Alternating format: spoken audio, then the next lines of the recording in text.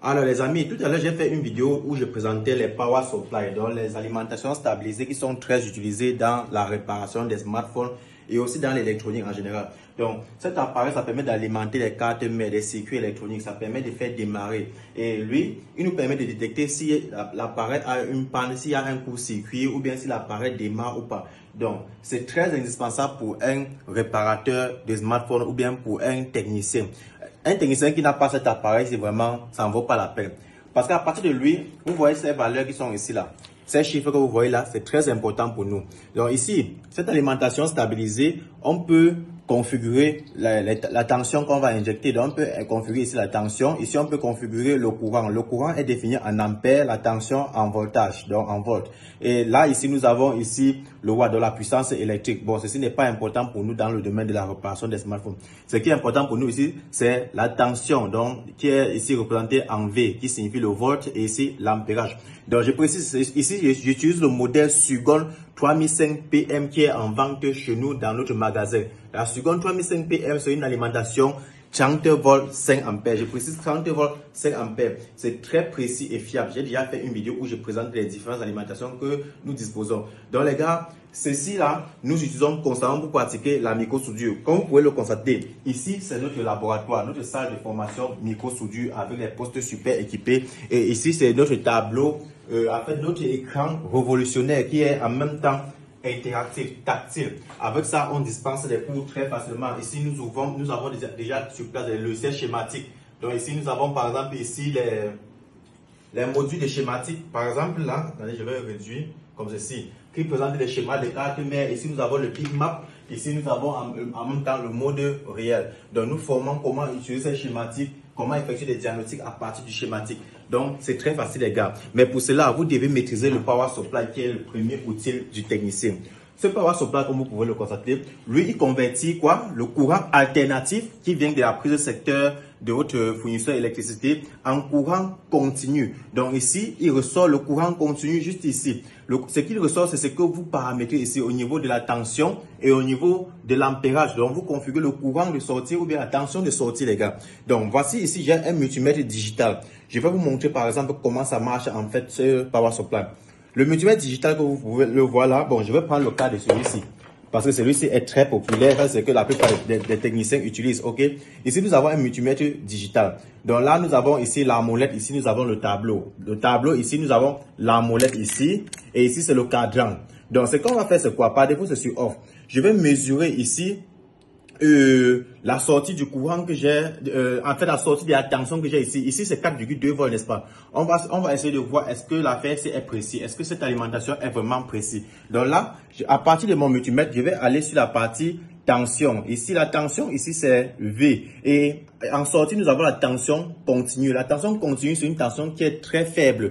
Votre chargeur délivre une tension continue.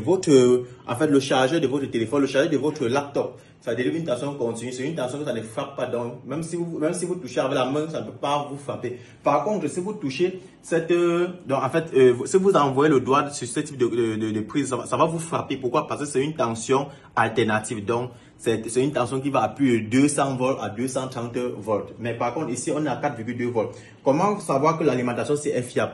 Alors, à partir de notre multimètre, ici, c'est un multimètre numérique. Donc, je vais juste mettre mon calibre. Donc, je vais mettre mon calibre directement sur le cadran 20 volts.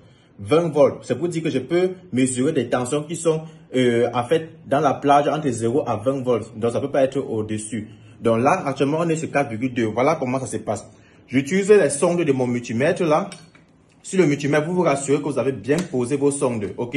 Donc, le noir est toujours branché, est toujours connecté sur la ligne COM. On branche sur le COM, le noir ici. Pour le GND, là, on la masse. Et le rouge, on met toujours sur là où vous avez l'insigne volt, diode, et ainsi que vous avez tout ce qui concerne les ohms et autres là. Donc, vous allez mettre là, comme ceci. Maintenant, regardez, là, je suis en volt.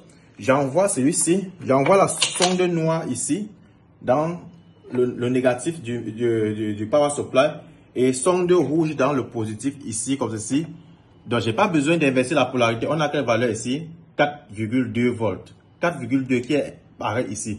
Donc, c'est ça dont je parle de la précision. Plus je manque, si je manque, je pars à 4,6. Ici, j'ai combien ici? Regardez, j'ai combien? J'ai 4,6. C'est pas à 5,3, j'ai combien? 5,3. Les gars, c'est ça qu'on appelle la précision. Et ce power supply est en vente chez nous, ici à Douala, Cameroun, les gars. Nous ne vendons pas la copie, c'est l'original. Je prends le cas de cette alimentation, la Sunshine P1 Pro Max. Là, on va rapprocher la caméra sur cette alimentation, la Sunshine P1 Pro Max. J'ai présenté tout à l'heure dans la vidéo précédente. C'est un appareil révolutionnaire. Lui, il combine tout en un. Lui, là, en même temps, le short killer. Ici, dans l'option short que vous voyez là, ici, c'est son short killer. Pour ceux qui ont les problèmes de court-circuit, voici la fonction short killer juste ici. Pour ceux qui ont les problèmes de court-circuit et qui ont besoin d'éliminer les courts-circuits. Désormais, vous n'avez plus besoin d'acheter encore des short killers. À partir de Sunshine P1 Pro Max, les gars, vous avez votre short killer directement intégré. Donc, avec votre Sunshine P1 Pro Max, vous avez votre short killer intégré dans votre power supply directement. Vous n'avez plus besoin d'aller encore commander des power supply, commander encore le short killer et autres. Même celui-ci là, même la seconde, si vous pouvez l'utiliser comme le short killer. Il suffit juste de désactiver. Il y a une option ici, donc il faut juste désactiver. Mais pour cela, vous allez venir payer les power supply. Je vais vous montrer comment ça fonctionne, comment vous pouvez utiliser votre power supply comme short killer. Mais celui-ci a facilité la chose, les gars. Donc ici, dans la fonction short killer ici, le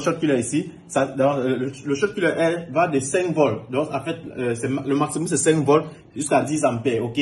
Donc vous pouvez configurer la tension que vous voulez injecter ici. Vous configurez votre tension que vous voulez injecter là. Donc par exemple, c'est du 3 volts, etc., etc. Maintenant là, vous connectez sur les sondes, ok?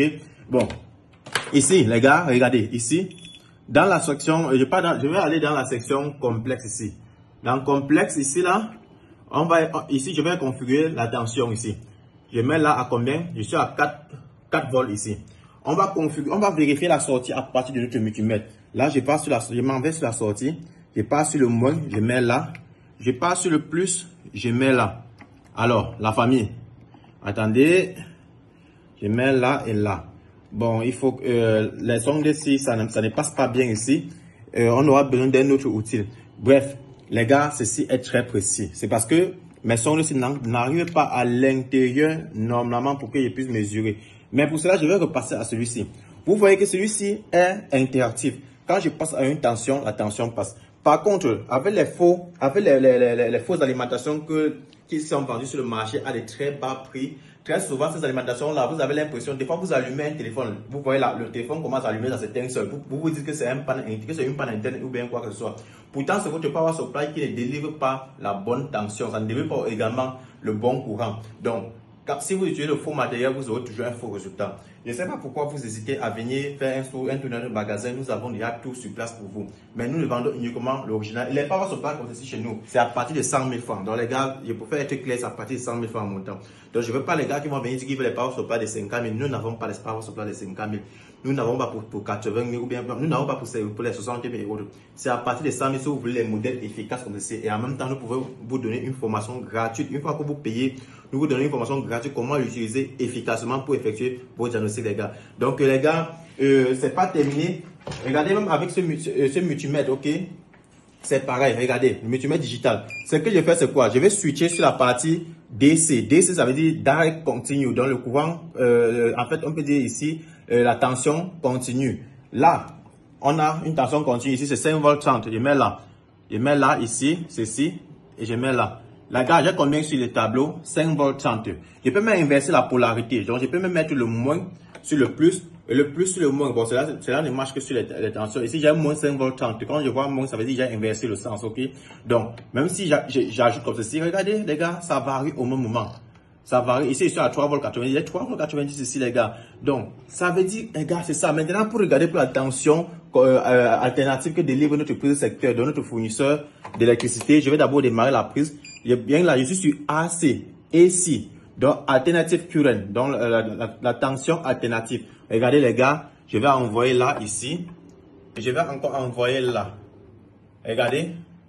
Si la prise passe normalement, on aura une tension. Attendez. Bon, ici, on a un bug là. Normalement, on devait avoir une tension, mais la prise ici, je pense que ça dérange. Ça bug. Je vais essayer avec la prise ici, les gars. Je vais essayer avec cette prise ici. Ouais. Regardez, les gars, je mets là. Je vais essayer là. Je suis à combien ici? 227 volts. 227 volts. Et Je suis à une fréquence de 50 Hz. Normalement, on devait être à 60 Hz et 230 volts. Mais bon, vous voyez, ça varie tellement. C'est pour ça qu'on dit tension alternative. Ça varie. C'est une tension qui est sinusoïdale. Bref, les gars, vous avez un peu compris comment ça marche. Donc, tout ça, c'est pour vous montrer l'importance d'avoir un très bon power supply pour vos diagnostics. Donc, les gars, j'espère que vous avez aimé la vidéo. On se dit rendez-vous dans une autre prochaine vidéo. Merci, c'était le code Everest.